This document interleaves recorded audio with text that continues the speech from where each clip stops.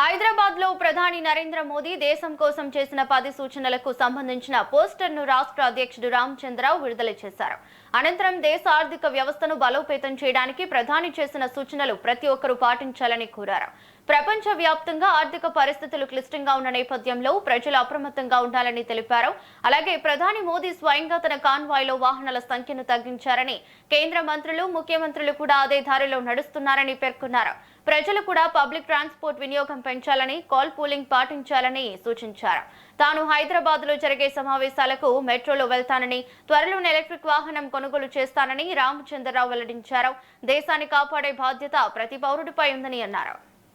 ప్రభుత్వాలు నడిచేది ప్రజల ఒక ఆమోదంతో, కాబట్టి ప్రభుత్వాలు ప్రజల కోసం పనిచేయాలి. కాబట్టి ప్రజలు కూడా ప్రభుత్వాన్ని సహకరించాల్సిన అవసరం కూడా ఉంటుంది.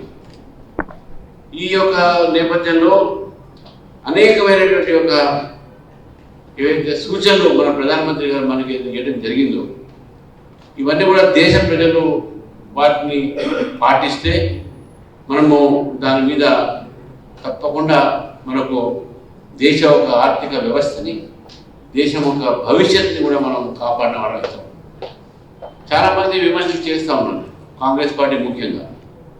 నేను కాంగ్రెస్ పార్టీని అడుగుతా ఉన్నాను, పార్లమెంట్లో మన్మోహన్ సింగ్ గారు మాట్లాడిన స్పీచ్ వినండి మీరు. ఆ స్పీచ్లో వారు స్పష్టంగా చెప్పారు, మనము చాలా ఆర్థికంగా మనం ఎదుర్కొన్నాము, ఆర్థికంగా బాధపడతా ఉన్నాము, ప్రభుత్వాలు